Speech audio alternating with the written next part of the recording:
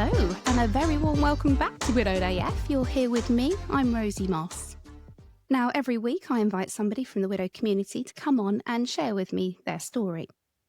And sometimes I will get an application and I will just say, oh shit. Today's was one of those. Joining me, I've got Laura Plowman from Warrington. Welcome to the show, Laura. Hi. Hello, thank you for having me.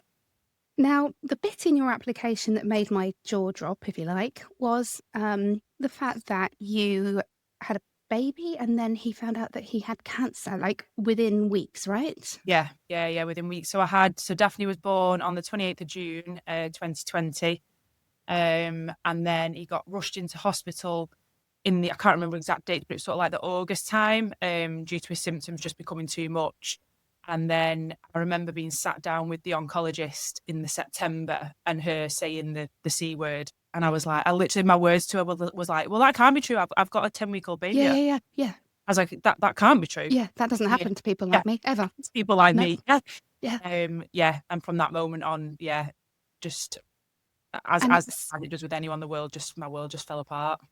And it's that sort of perfection versus devastation. And my story is not dissimilar in that I had a very young daughter. I had older children as well, but my daughter was very young and we were just over the moon. You know, we'd got this 2 boys and a girl. We were, life was looking amazing. Yeah. And then, no, it's not.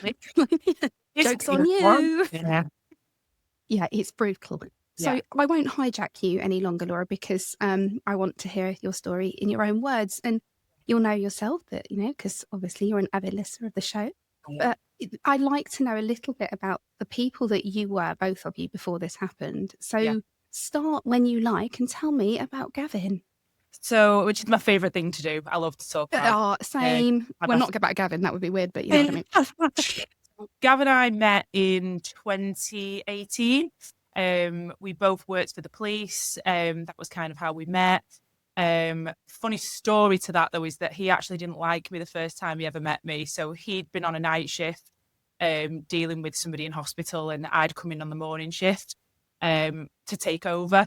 And because I was a little bit late, or he will argue a lot late, he stormed out and sort of got back to the station and was like to my side, you need to sort your staff out. And, I'm off like an hour late. So our first encounter wasn't the best. How did you pull it back from that? Well, and then we were on separate works nights out, and I sort of saw him and I was like, I'm going to go over and say something to him. So I sat down next to him and I said, are you going to forgive me then? And he said he just looked at me and was like, I'll forgive you for anything. Nice. And then the rest is history. It literally is history. We had such a whirlwind relationship within a couple of months of being together. We were on holiday.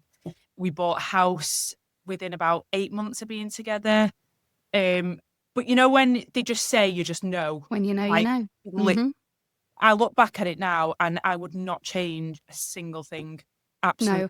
Nothing. I bet you're so glad that you did everything so quickly, because otherwise you could still have been at the, shall we buy a house together phase. And I genuinely believe, being in the place that I'm in now, 3 years on from losing him, I genuinely believe that it was all meant to happen the way it did. And like I say, I wouldn't change it for the world. We bought a new shiny house in the July of 2019, I think it was. Fell pregnant in the October. Got engaged the following March, had COVID proposal. Yeah, COVID proposal, yeah. And I literally, when you're just like, I've made it. Mm-hmm. I've literally made it. COVID lifted. We'd booked our wedding in Cyprus for the following year. And then my world just completely broke down in literally a day.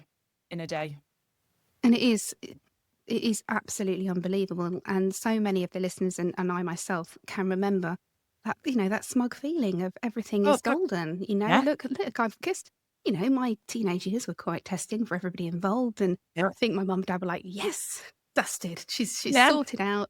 Yeah. And then you have to sort of figure out what the hell you're going to do next. Yeah. And I mean, even being a new mum, you're still trying to figure that out. Oh, I'm still trying to figure it out. My oldest is 15, okay? 5 years on. But yeah, it just, I don't even have words for it. When I try and talk about it, sometimes I just don't have words for it. It's right. I've got loads of words. I'll just throw them at you. They don't always come out in any word salad. So tell me what kind of dad he was, because obviously his time with his daughter will have been tarnished quite quickly with this kind of spectre hanging over you. But talk to me about those kind of the unblemished bits, the perfect bubble. Gab had a daughter from a previous marriage, and Josie was quite a bit older, so she's nearly 21 now, but at the time she was 13, and they were thick as thieves, the pair of them. She did a lot of golf, he enjoyed golf, so they spent so much time together, and seeing how they were, it filled my heart so much, and I thought, I cannot wait to see what he's going to be like with Daphne. And even in those early weeks before his diagnosis, it's a feeling you can't explain, isn't it? When you see your partner who you love and nothing more attractive qualities, and you're just like, oh God, I just love you even more now. Yeah. And he was a fantastic dad. He was a fantastic dad. Yeah, and I'm glad that I got to see those glimpses of him with Josie, because it kind of makes me think that's what he's like. I don't have to guess because I saw it.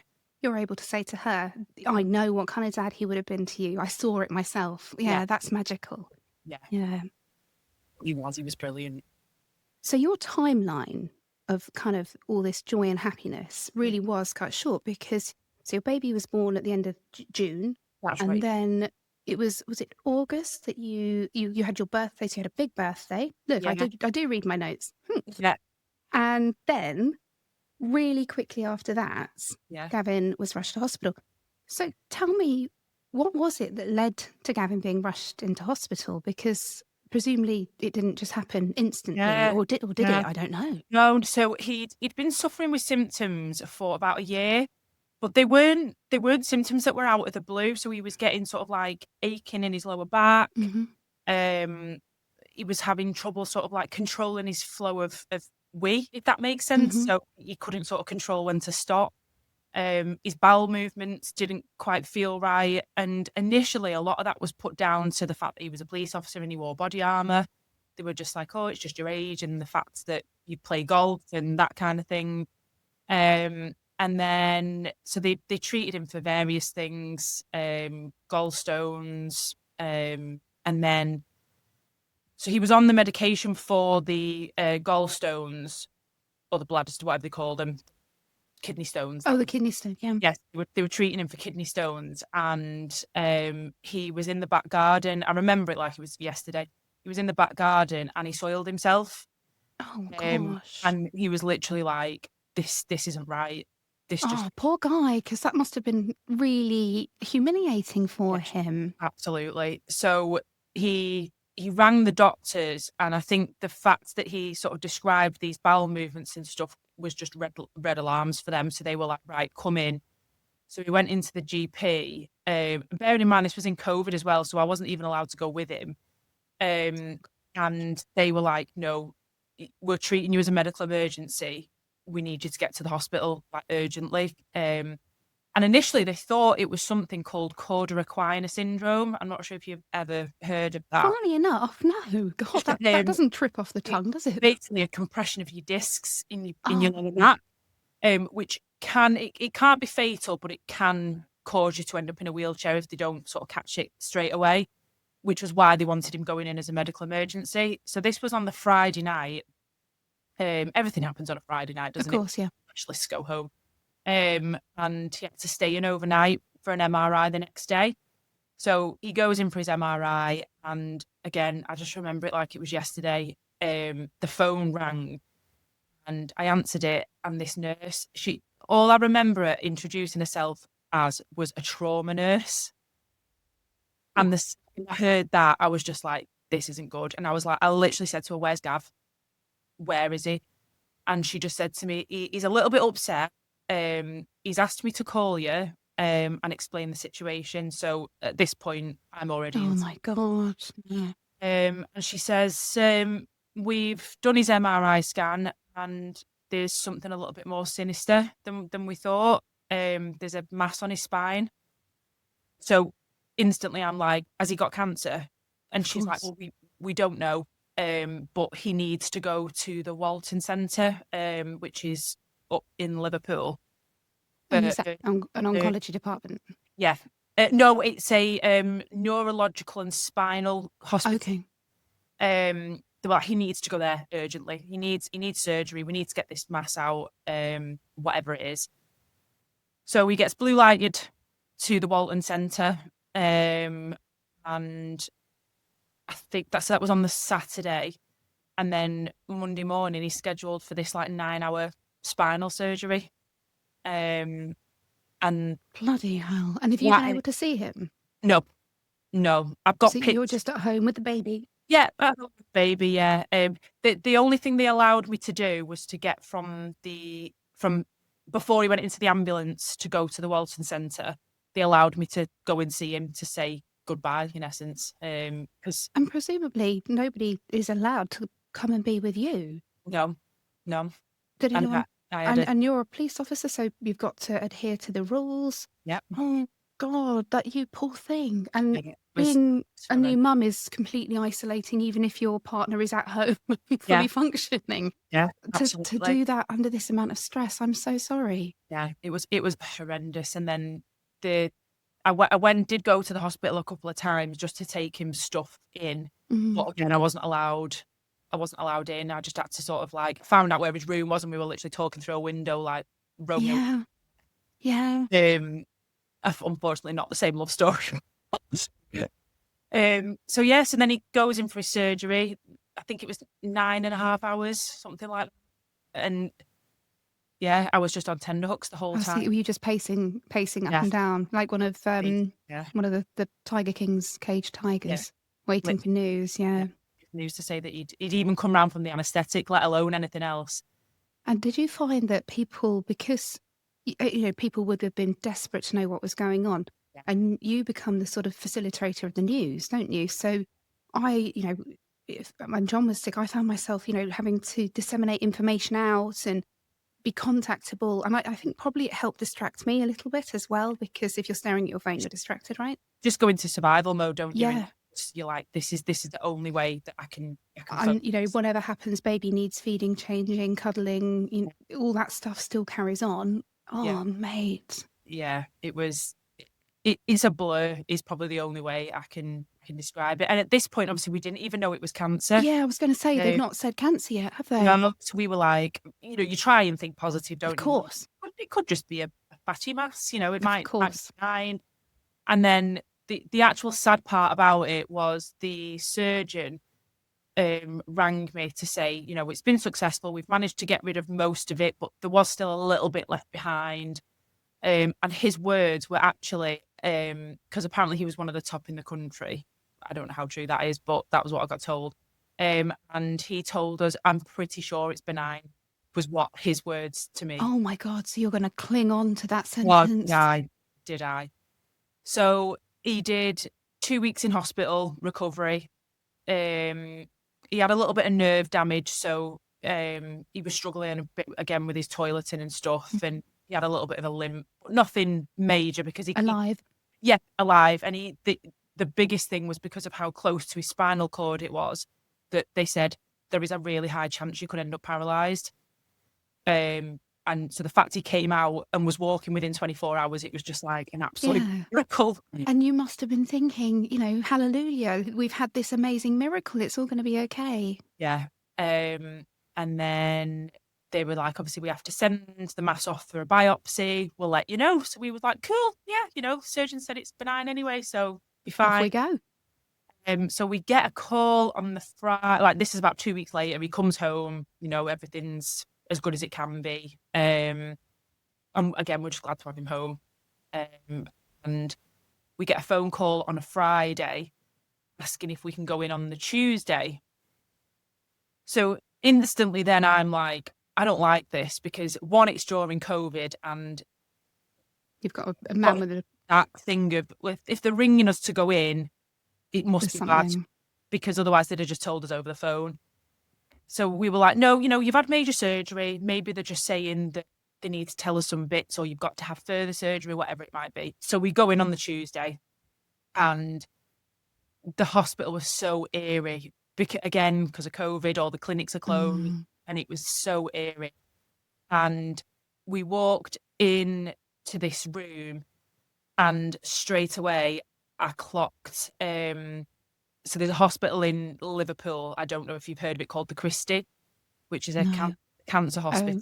Oh, yes, I have actually. Yeah, Yes. and I saw it on a tabard, and I looked at her straight away, and I was like, when your body just goes cold. And it was her, another nurse, and the surgeon. And I sat down, and the surgeon was, I mean, I'm sure he does it all the time, but he was quite upbeat in how he was talking and stuff. So I was like, okay, maybe I've just got the wrong end of the stick here. And you'd be looking for signs in everything, wouldn't you? Absolutely. And yeah, he just said it is cancerous and it's very aggressive. And then, I'll be honest, Rosie, I don't remember anything after that. I'm not surprised. I just broke down. Gav, bless him, just stayed completely calm the whole time, didn't shed a tear, just very, right, let's listen to what he's got to say. I was just pacing in the room. This poor nurse had to try and calm me down because I was hysterical. I'm not surprised. But even at this point, they told us it was cancerous and it was aggressive, but I sort of shifted into another mindset then where I was like, right, okay, he's got cancer. People survive. How do we cure it? Yes. Let's go in the next room. We'll talk to the oncologist and she'll tell us all this treatment that he can have and everything's going to. How old was he at this point? 37. So he's, and he's young. He's fit, healthy. Yeah. I was like, right, okay. Cancer's not great, but we can fix this. And we get taken into another room with the oncologist and one of the oncology nurses. And she starts talking about chemo and radio and stuff, radiotherapy. And she says, but it'll, you do need to know it's never going to cure it. And I was like, what do you mean? And she said, well, it might shrink it, it might stabilize it, but ultimately it's not going to cure it. So I said, well, so he's going to die. And she just sort of like nodded her head. And I was like, well, how long's he got? And again, I was like, she's going to say 5 years, 7 years. And in which time there'll be a new cure. Yeah. And she said 12 to 18 months. And that was when I said the words to her. I was like, that can't be true. I've got a 10-week-old baby at home. I was like, that can't be true. And then, bless them, she was just like, I'm really sorry. Gosh, you poor thing. And I bet, I guess, because to a certain extent, I know this feeling, your mind will have been running, who's going to walk her down the aisle? Who's going to be her role model? You're projecting so far forward and thinking, shit, he's not going to be here and I'm going to be doing it all on my own. Yeah. And that's before you've even considered what lies ahead for the two of you. Yeah, absolutely. And then we obviously got this barrage of information about chemotherapy, radiotherapy. Instant oncologists. Yeah. So the drive home from the hospital, that must have been probably the most uncomfortable, sad drive of your life. It was where he broke down. Yeah. That was his release. And there was a comment that he said that haunts me and haunted me until the moment came. And all he said was, I'm not going to get to see my baby go to school. That was literally like the first comment that came out of his mouth. And like I say, it's haunted me ever since, until that first day of school. I was going to say, how was that first day of school? It's such a mix of emotions, isn't it? It was lovely. And I was so proud of her because she was so ready for it. But in the back of your mind, you're just thinking, he should be here. It's the little milestones that we all take for granted. Yeah. It was sad, but you're proud because look what you did. You got her ready for school. Yeah. I mean, both kind of metaphorically and literally that morning, because we all know how tough that is. Absolutely, yeah. Yeah. So, and then on the way home, it was just a lot of phone calls. Who did he ring first? Parents? Yeah, I think it was either his mum or his best friend, I think. Mum must have been a tough one, huh? Yeah, and even like getting home and stuff, like a lot of people were like, no, Like, Yeah. because he was such a joker as well. Yeah. Like you've gone too far this time, Gavin, with this one. Yeah, definitely. So when he was you could tell people were just like, "Oh, come on, Gav, like give off," like, and just having to repeat it to everybody over and over and over again. I don't know about whether you did this, but a lot of people I speak to, they almost have like it becomes a script. So you can rattle off da, da, da, da, da, da, da, da, and people will look at you like you're either clinically insane or complete. And then I used to feel sometimes that the words I was saying kind of ceased to have meaning. Sorry, I've probably gone on too far because you're literally minutes into hearing this news. And then you've got to go home, just the three of you. Yeah. And life's normal. Yeah. Yeah. Yeah, and I'll be honest, the weeks, the sort of days and weeks that led after that just became a bit of a blur. Although I say that, I think, so he got his appointments for like his chemotherapy and his radiotherapy quite soon after, because they were like, we really need to get this going. And it was kind of like, yeah, Gav's going to fight this, like, sod the fact that they've said it's terminal. We're going to fight this. Like, I don't care what we'll do everything under this sun to make sure that he either lives as long as he possibly can, or that we just beat it all together, and you start looking up all these success stories of all these people that were terminally ill and now are living a life 20 years down the line, and you just immerse yourself and you think, why not us? Why not? Absolutely, because I was like, that this cannot be it. This cannot be it. Oh, that's powerful. That this cannot be it. That I felt that deep in my core. It just that is literally all I kept thinking. This one person does not get to tell me that my husband's not going to be here in 12 months' time. They don't get to make that decision. And we started looking at sort of like the holistic side of things, different thing, like just everything you could think of. Ice, cannabis, oxygen. Yeah, literally. All at the same time, please. Yeah. Inject it into him. Like, I don't care. Yeah, no. And I think for a lot of people at this point, when they've had news like this, it is throw everything at me, because if I'm going to die anyway, let's give everything a go. That's sort of the mind frame that Gav had in the end. He was just like, well, if you're telling me I'm going to die, then just do whatever you want. Yeah. And then we went to the Clatterbridge, which is the hospital where the Christies that do all the cancer treatment and stuff. He went through all his pre-assessment stuff, got measured up for his like suit that he had to wear in the radiotherapy thing, and even then he's just his typical self, like, putting things on his head, hiding behind doors, just his typical, like, happy, loving. So he was managing to sort of maintain relatively high spirits still. Yeah, he did. That says a lot about him, hey? Yeah, absolutely. And then he was due to start his treatment on the following Monday, and he woke up and he said, I can't do it, Laura. And I was like, can't do what? And he said, I can't do the treatment. He was like, it's going to make me too poorly, and I don't know how long I've got. He was like, I don't want to spend 5 days a week at the Christie driving, putting you through that, putting Daphne through that, when ultimately it's not going to do anything. So obviously that was quite a hard pill to swallow, because I was like, but it could save you. I was like, it could. And he was like, and I think he just knew at that point that wasn't. And I think kind of understandably, like, we know what chemo and radiotherapy do to a body.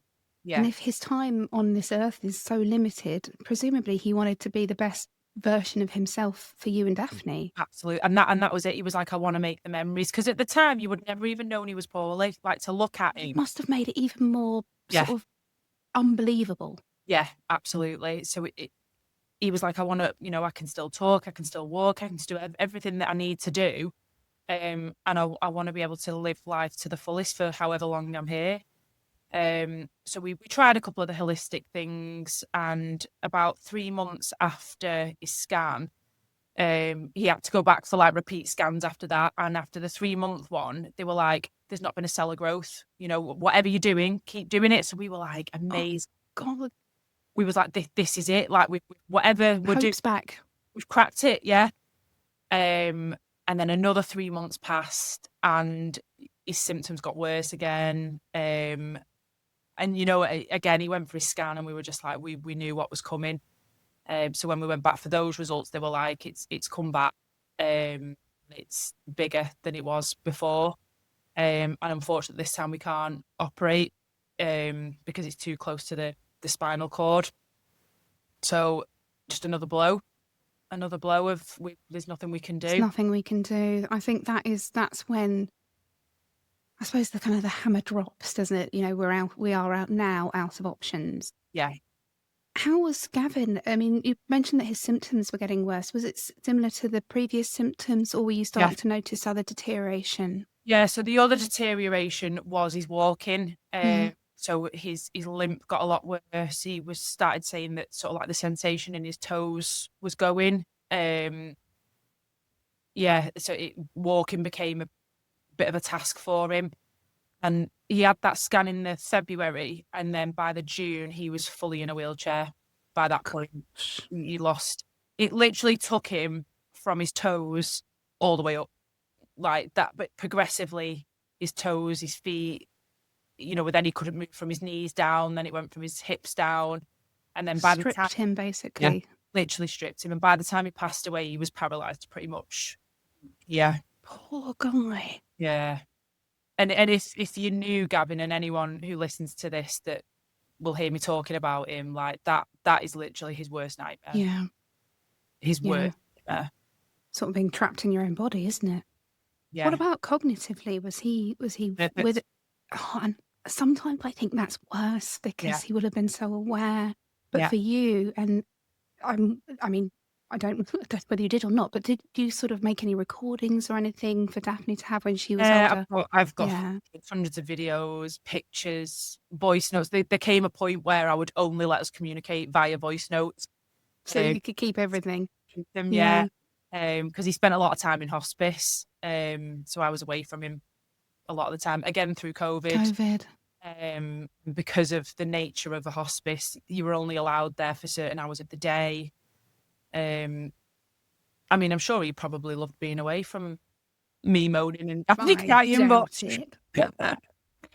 but no, it was a tough slog. And you, at this point, have still got a little baby. Yeah. At this point, I can't remember how COVID worked at this point. Are we still in full lockdown, or could you have some help from your mum or anything? No. Yeah, so we'd come out of lockdown because, so how I mentioned about that we were meant to get married in the March to go to Cyprus. Well, because we didn't know how he was going to be at that point, we ended up cancelling that wedding, and we booked a wedding in 2 weeks. So that was around the time that you could have, was it 30 people in your back garden or something like that? So we had a small ceremony at the registry office, and then we had like 30 people in the back garden. But that was an emotional thing. Oh, it was so emotional, but it was so lovely. It was so lovely. And looking at that now compared to what could have been our wedding, I would have had that any day of the week. Yeah. Because it was just so intimate and special. It was lovely. You're giving me goosebumps.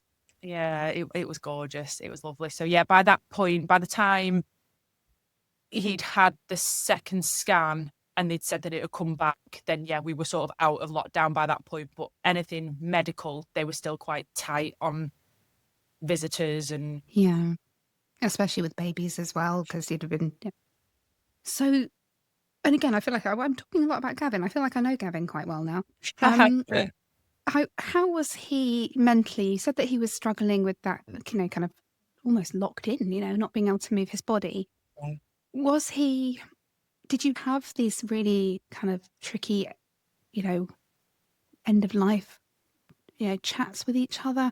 I know some people do. Some people find it just too difficult. I was very much in denial, and I probably was up until the day he died. When he came out of hospice the first time and he was registered disabled, we had carers coming into the house 3 or 4 times a day. which again was just another whirlwind. You know, you go from having this, because initially I was like, no, I want to look after him. Like, I don't need carers here. And Gav was always very firm on, you are my wife, you are not my carer. Yeah, and it's so easy to kind of transition into it, isn't it? So he was very firm on that very early on. So we had carers coming in the house 3 or 4 times a day, and I can't fault them. They were fantastic. They ended up becoming part of the family. They were great. But yeah, it was just so strange having them there, but then still trying to have, like you say, these intimate moments where you to have these conversations. And I remember there was one time, because you're just so naive to all these little things like pressure sores. I never even knew what a pressure sore was No. until the carer came around one day and she was like, oh, he's got a really bad one on his back. And I was like, and when I looked at it, I was mortified. I was like, is he going to be okay? And then progressively he got more and more because he wasn't moving about. And he got a really bad one, sort of like in his groin area. And I remember this community nurse coming around and basically saying to me, he might bleed out because it's that close to an what do you call them, an arterial. Oh my God. Vein, big vein. Big vein. That he might just bleed out. And she's like trying to teach me all this stuff of like how to, like, what tablet to give him, you know, get a black towel so that you can't see the blood because it'd be horrendous. And I was just like, this was not my God. And you're having to learn this whilst, you know, baby brain is real, right? So, Absolutely. and you're probably sleep deprived still. Oh God, yeah. Oh yeah, my God. There was just something new all the time, like his catheter bags, because he had a permanent catheter at this point. Trying to help him change that. Help him with his other toileting because he had to try and manually do that himself. Like it was awful for him because his whole dignity just got taken away from him. And that is the horror of cancer. It just strips people. The description you use of it kind of consuming him from the toes upwards. Literally. You can almost see it in your mind's eye, can't you? And it takes, there's that kind of eternal debate of, is it worse to have somebody have a terminal illness or a sudden death? And I honestly don't know, but there must be something just so awful watching the person you love disintegrate in front of you. Yeah. Literally was that. It literally just, as the weeks went by, it just, and I see it more now looking back at pictures of how poorly he actually was. Yeah. Because I think at the time I was in survival mode anyway. I think I just chose to ignore it. Yeah. I think it's like, oh, it's still Gav. The brain is really, really good at that, though. Trying to protect you when you're in that awful fight or flight. But I remember after the nurse had that conversation with me about the bleed thing, and I got really upset. And Gav, and his words to me was, well, we always knew this day was going to come. And I remember that sentence sitting very real in my head. And I was like, what? I was like, but what do you mean? And he was like, well, Laura, we knew I was going to die one day. And this was obviously months before he passed away anyway, but that conversation was so real at that point.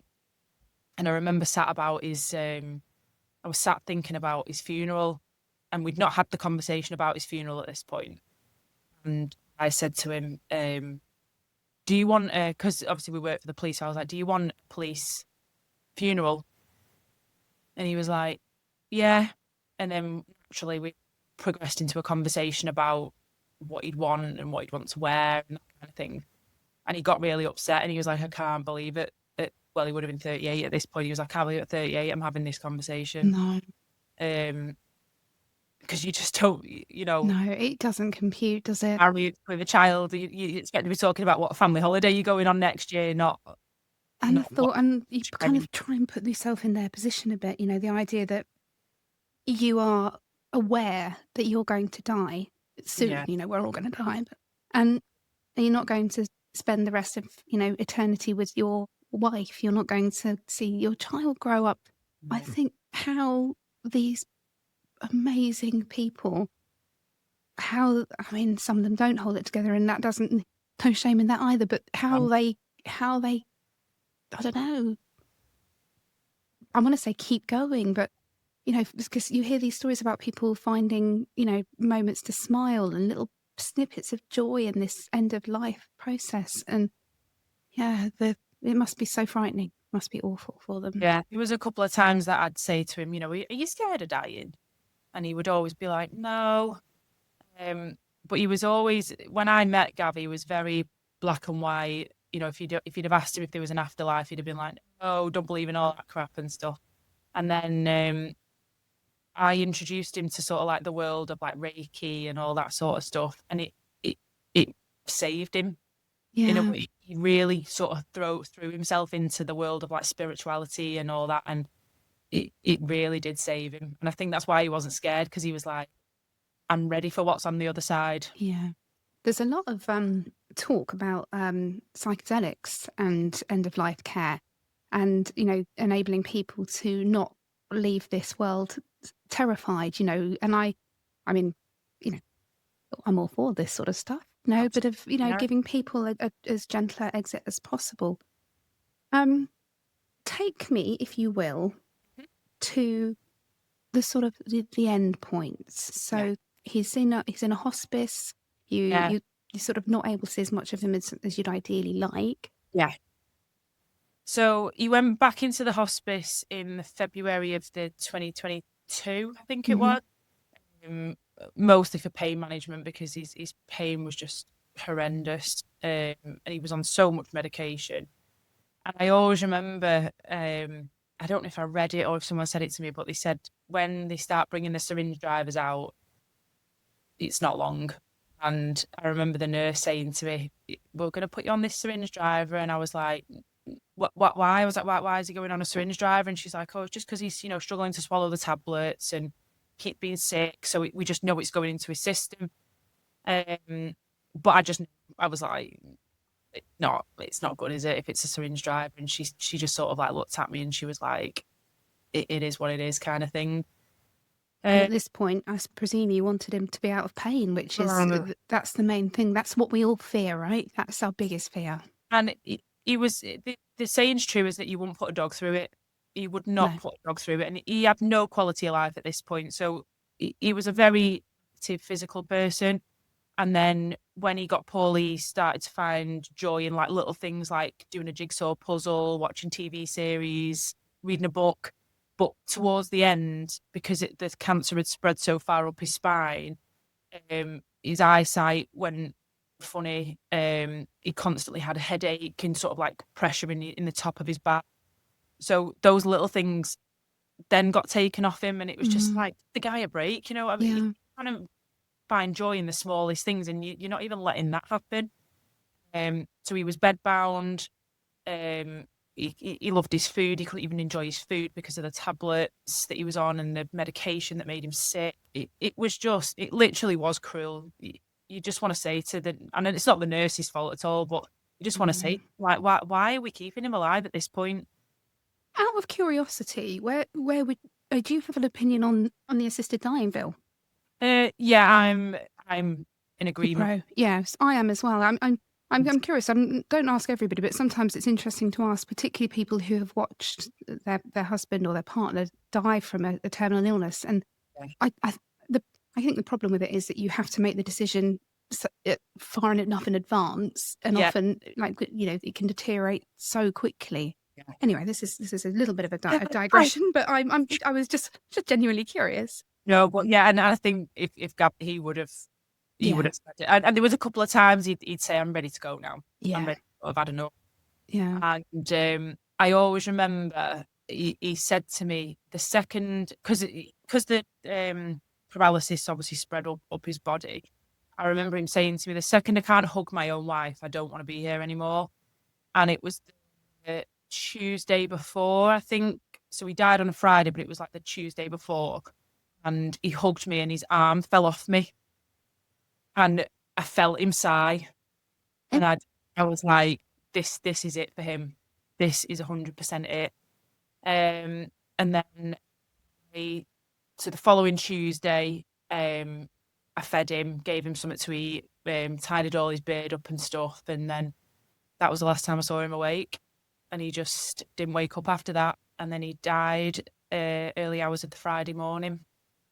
And when did you get the call? So we were in and out because they just, I find it fascinating how they just know when someone. Yeah. So we were trying to, between me, one of his best friends, and his mum, we were trying to take it in turns.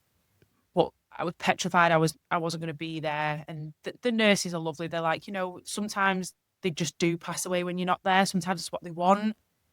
So I left at 11 o'clock in the morning, and she rang me at about 2. And the sound of that ringtone will haunt me forever. And I answered the phone, and she said, it's time. She said, he's not got long left now. And I said to her, I can't do it. I said, I can't come. And she was like, well, that decision is yours, Laura. You've got to do what's right for you. And I was like, I can't watch my husband die. I can't do it. So she said, right, okay, well, don't need to make that decision right now. Like, he obviously hasn't got long, but, just get ready, take your time, whatever. And I just got this burst of, you've got to do it, Laura, out of nowhere. Because at that point, I was adamant I wasn't going. I thought, I can't. It's too traumatic. I can't do it. So I got to the hospital, and I was holding his hand, and his breathing was quite laboured. And then at 7:55, I watched him take his last breaths. It was the most peaceful, surreal, beautiful yet horrendous thing I think I've ever watched. Because you have this vision of death, don't you, and what death looks like. But to watch someone's chest rise and then not go again is just something I'll never forget. So that morning, you're on your own, are you? You're on your own at the hospice? So there was me, his mum, his best friend, and one of our sort of mutual friends who was who works a lot in sort of like the spiritual side of things, because he wanted her there to sort of help guide him into that next part of his life. But yeah, it was, like I say, it was all the emotions in one. It was beautiful yet horrendous yet unfair, like literally every word you can think of.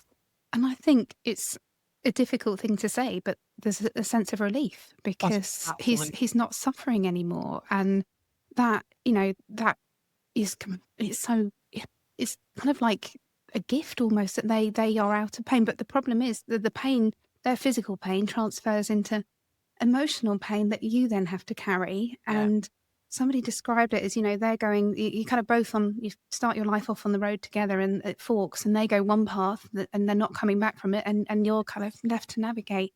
Yeah. So what are you thinking as you come home? You've got Daphne at home.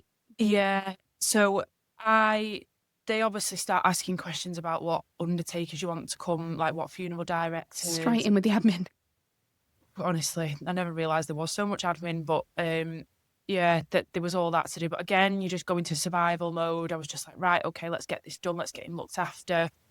They give you a bit of time on your own with them. So I sat down and had a chat with him and told him how proud I was of him, and that I'd continue to look after Daphne, and just how much I'd miss him and stuff. And then I remember driving home. And by this point, it was sort of like midday by the time I'd got everything sorted. And initially, I couldn't leave because I was just like, I don't want to leave him because that time I'm going to see him. And I was driving home, and I was just looking at all these people like driving to and from wherever they were going. And I was thinking, you have no idea what I've just been through.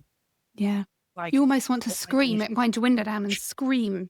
Yeah. I was just thinking, like, you're all going on your daily trips to Asda or whatever, and I've just had to watch my husband die. Like, this isn't fair. And then I got to my mum's to pick Daphne up, and I couldn't look at her because all I saw was Gab. I couldn't look at her. And I just remember thinking, how am I going to do this? Like, she's the spitting image of her dad. How am I going to look at her every day and not cry? But then you just look at them and you're just like, they're just so innocent. And I think it changes. I now, all my children bear a striking resemblance to their dad. And my eldest he's 6'2" now. He, looks very much like his dad. And I now love it. I love it because it feels Yeah. like I'm getting a few little glimpses of Ben back. Yeah. That yeah, it's and they somehow, you know, have a mannerism of his that they couldn't Yeah. possibly have known. And so I think initially, I mean, Ben has brothers and one of them looks really like him. And when he came over, I was just like, I can't look at you at all. But I do think you get some pleasure of knowing that they've left behind kind of the best possible legacy they could. Yeah, absolutely. Like the day after, I remember being in the garden just sobbing, like, you know, like my neighbours must have thought I was getting murdered or something. But saying to my mum, like, I'm going to be this sad forever, aren't I? Oh, yes. Like, I remember I'm this. literally going to be this sad forever. And she was like, no, you won't. Like, it just takes time. But at that point, I was like, I can't ever not, I can't ever imagine not feeling this. Yeah. I remember it as well. I remember just saying, that's it, you know, I will have to keep going because I've got children, Yeah. but I will keep going and I will just be sad forever. Yeah. Yeah. Yeah. And actually, it's a bit of a one of my favourite little sayings is that once you make peace with that, actually, that you are going to be sad forever because you are, but you also will kind of have happiness around it, and that the two can coexist. I think until you go through something like this, you don't realise that you can be happy and sad at the same time. Yeah, you can grieve and be happy, and it's took me a long and time. the guilt around it, of course, you know. Tell me though, because of Daphne's age, how did you tell her? So because Gav was in and out of hospice, she never really expected him at home, if that makes any kind of sense. She was never used to him being at home all the time. So she never really pined for him. Yeah. But then after he passed away, you just have to be honest with them, don't you? I mean, at the time she was 2. So it's very young, isn't it, to be able to absorb that level of. Yeah, I just had to say to her, you know, Daddy was poorly, which she always knew anyway, because that was why we'd said he wasn't at home, and we were just like, Daddy's now in the sky, and Daddy's in heaven. She didn't know what heaven was, so then you have to try and explain what heaven was, and it's been an ongoing thing. So the initial conversation was had, but the ongoing explanation of it, as her emotional maturity grew. And things that I've done is, you know, it's not always a sit down conversation. It's, you know, this was what your dad did, because you literally have to provide those babies with memories because they haven't got their own. Yeah. What about when she started school? Because I thought my daughter, the boys were already at school, but when my daughter started, much like you, very emotional day, you know, should be here hissing at all the other happy families. I wondered whether that might become a point where she realised that she was different. Yeah. But I think because we've always spoken quite openly, she will, I mean, she'll probably tell people when she perhaps shouldn't, but. Oh, yeah, that's all the time. They love to drop a dead dad bomb. Yeah. It hasn't been a massive issue. I think, you know, there's things going on at the moment that have triggered a little bit for her. But yeah, it's weird, isn't it? Because they've been protected in that they never really knew them, but they've also been denied because they didn't really know them. And it's one of them, isn't it? What would you prefer that? Well, I prefer neither, to be honest. But what do you prefer, that they're young and they don't remember, or that they're older and they have those memories, but then you have to break their heart? Yeah. It's so hard.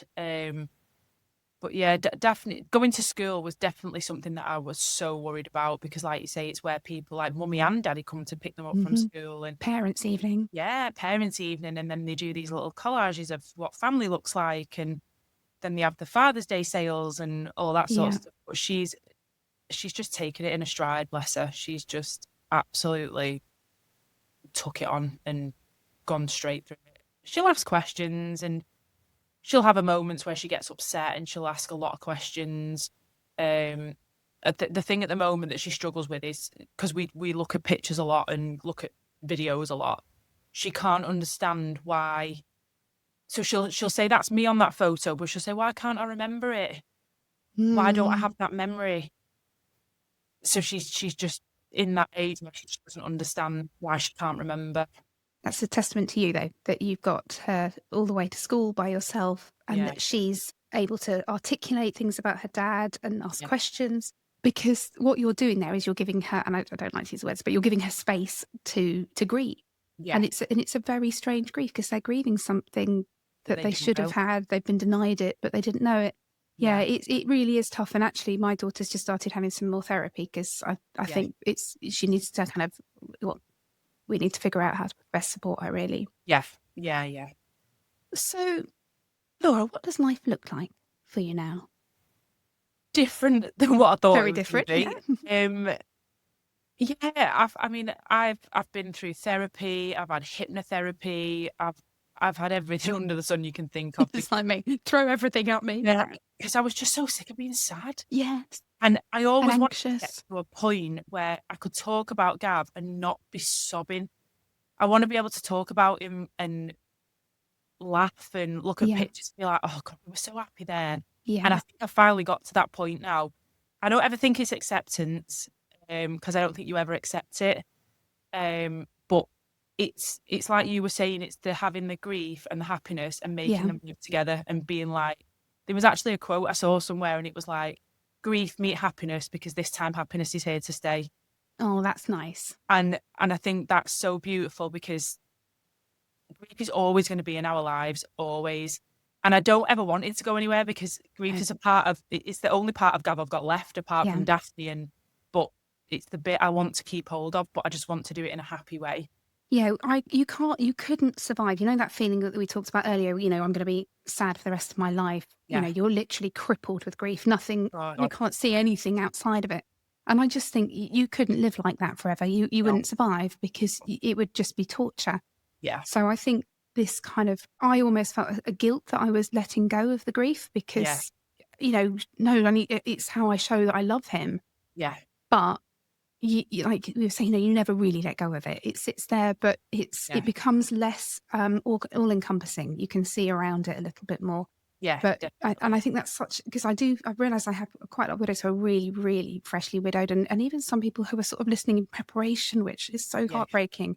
Yeah. But I think to know that you will feel fucking awful for quite some time. And then I feel a bit less awful. Time's a healer. I know people say, time's a healer, but I don't think it is. You just figure out how to live with it. Just figure it out, yeah. You just figure it out. And you've just got to, I think what the biggest thing for me was to just feel it. I tried to avoid it for so long. I mean, I remember the week after Gav died, it had been 2 weeks, maybe it was my birthday again. And I went out, I got drunk. Yeah. And I did that probably continuously for weeks and weeks and weeks where I tried to run so far away from it that I didn't want to deal with it. And I was like, fine. I went back to work in the September. I was like, yeah, I'm fine. Like cracking the widow jokes. I was like, oh, yes. Yeah, to bring out the dark humour, deflect. Yeah. And then it got to the February and I just had a meltdown. Yeah. Absolutely. Yeah. You just can't outrun it. You can't. I was the same. I drank extraordinarily heavily for several years. But the problem was when I stopped drinking, not only did I have to deal with, beating and addiction, I also had to grieve my bloody husband again because apparently if you do it when you're pissed, it doesn't work. Talk about kick a woman when she's down. But I feel like I've taken back control of it. I feel like I can talk about it. And you're saying about that happiness. I took my eldest to see a Fleetwood Mac tribute by candlelight at the cathedral last Friday. Don't say we're not rock and roll. And I had forgotten that they did the Eva Cassidy Songbird. And I completely forgotten about it, wasn't prepared for it at all. And suddenly I hear the opening bars of this song. Now I walked down the aisle to this song and it was played at Penn's funeral. And I looked at my son and I was, shit. He said, what? And I said, this is the song I got married dad to. And he was like, are you okay? And I thought my gut instinct was to grab my bag and run. But I didn't. I sat there and there was a few tears just trickled down my face. And I thought about walking into that beautiful man's arms on that wonderful day. And I rang my mum and I was like, I feel amazing. Like I was able to think about something that I've avoided thinking about because how scared I was of how it would make me feel. Yeah. Yeah, it's really powerful. One of Gav's funeral songs was Red Light Spells Danger by Billy Ocean. And Daphne absolutely loves it. Every time we're in the car, she's like, Mum, put Red Light Spells Danger on. And that's what, like, I remember Gav always saying to me as well, if you're ever in the car and a good song comes on, just sing it as loud as you can. Just sing it. And it's every time it comes on now, I'm like, come on, Daphne, let's get it on. Yeah. And actually, that singing in the car, we used to play I'm Still Standing on the drive to school, and we'd be belting out I'm Still Standing. And I think it helped re-regulate us all. It kind of, you know, we felt, we're still here.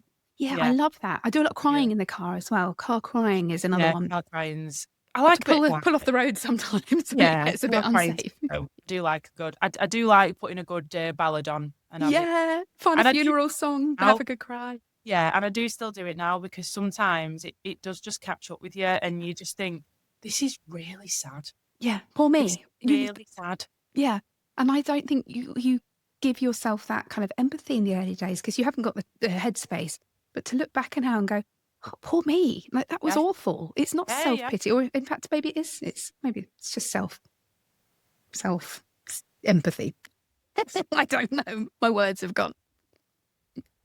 Oh, Laura, it has been incredibly lovely to talk to you.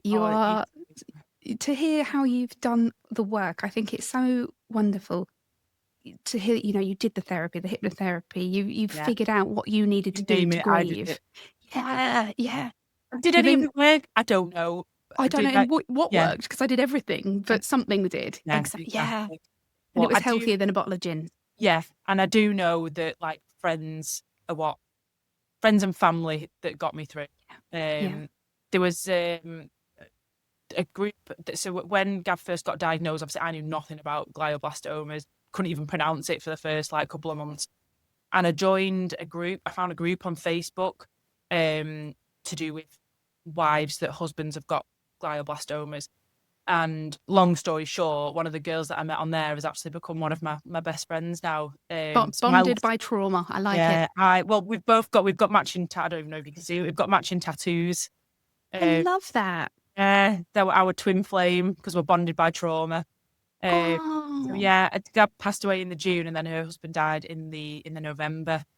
So you had somebody to kind of navigate through with. Oh, I wouldn't have got through it without her. Do you know what? It's all about the connections that you make, because I had a widow group, and it was a WhatsApp group, and we just got each other through the shit, really. It's just a validation of that you're not going mad. Yeah, exactly this. Feel like that. Exactly this. In fact, that's why I wrote my book. That's just a little there isn't enough of it, I think. I remember someone saying to me, like, why'd you call yourself a widow? And I was like, well, one, because I am one. And two, it's like, it's not a bad word. Like, no. Just as the word divorce isn't, like, it doesn't put you into a specific category of a bad person. No. Like, and also, my husband died, or my partner died, because I believe you can be a widow even if you're not married. I'm going to wear that badge forever, right? Yeah, absolutely. Oh, no, I'm done now. I'm not a widow. God. Yeah. Right. So have you got anything else you want to add before I put you on the spot? No, I just always make sure I haven't got legs off a donkey, so you could keep me going all night. Well, I could talk to you all night as well if it wasn't for the fact that I haven't actually fed my kids yet. So I threw some stuff in the oven before I came out. Well, thank you once again for sharing your story and for giving me such a vibrant and wonderful picture of who Gavin was. I think that you should give yourself a massive pat on the back for surviving the last 5 years. And I can't wait to hear how Daphne goes on as well. I hope we'll stay in touch. You're part of the tribe now. If anybody out there has been affected by the episode, if they want to reach out to either me or Laura, you can through the usual channels, and I will do my best to get back to you smartish. But for now, look after yourselves, and I'll be back with you very soon. Goodbye from me, and goodbye from Laura. Bye, everyone. Thank you for listening. If you found this episode helpful, hit follow or subscribe so you don't miss the next one. And if you think someone else may benefit from this, please do share. We'd also really appreciate a quick review. It helps more people find the show. Thank you again, and see you next time on Widowed AF.